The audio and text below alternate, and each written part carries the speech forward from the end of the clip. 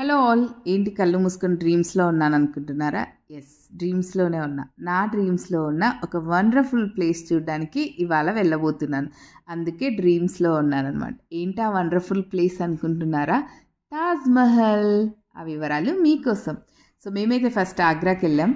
అప్పటికి 1.5 day journey చేసామన్నమాట. 1.5 day journey తర్వాత ఆగ్రా రీచ్ అయ్యి ఫస్ట్ అయితే ఫుడ్ ఆర్డర్ చేసుకున్నాం. బాగా ఆకలిగా ఉండింది. ఆలూ పరాటా ఆర్డర్ చేసుకున్నా. ఆలూ పరాటా ఆర్డర్ చేసుకొని హ్యాపీగా తినాలని చూసా.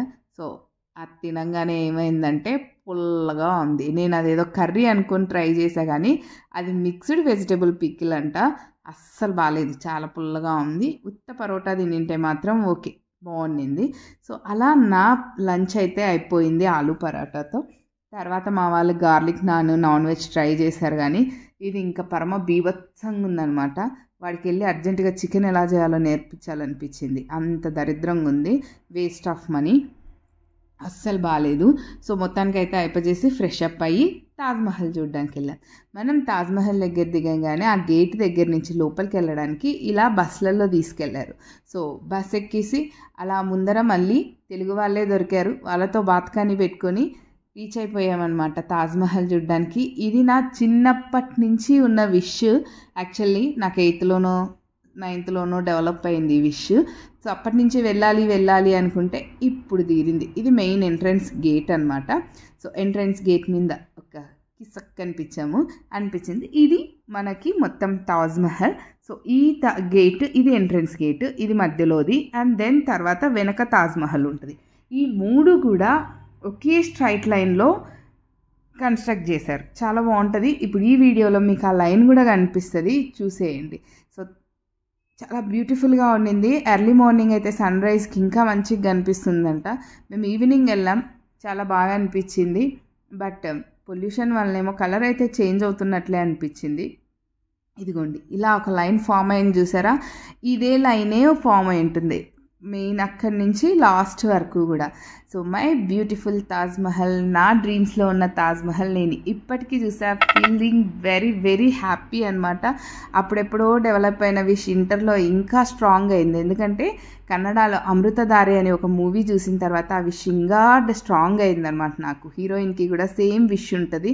బట్ వాళ్ళ హస్బెండ్ ఏమో ఇల్లు కట్టాలనుకుంటాడు.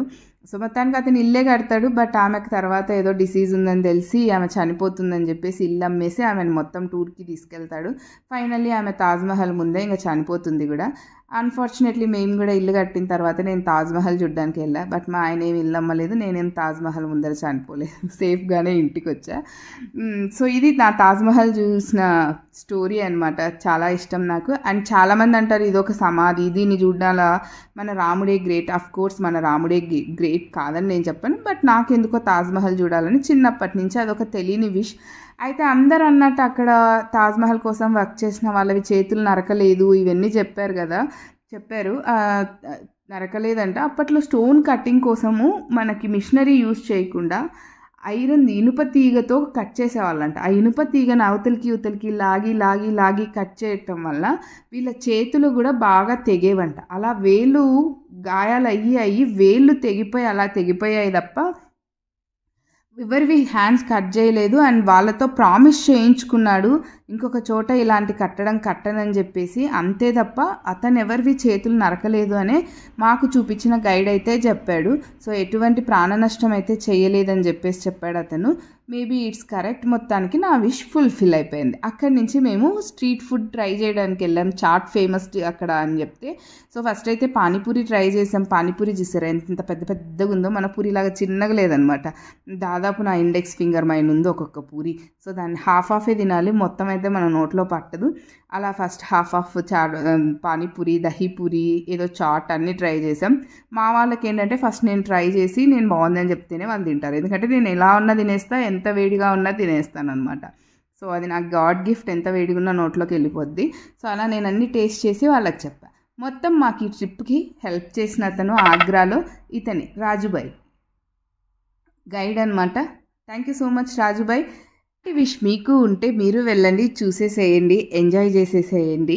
ఓకే, నా ఛానల్ని అయితే లైక్ అండ్ సబ్స్క్రైబ్ చేయండి. ఇంకా కొన్ని విశేషాలు మీతో పంచుకోబోతున్నాను. బాయ్.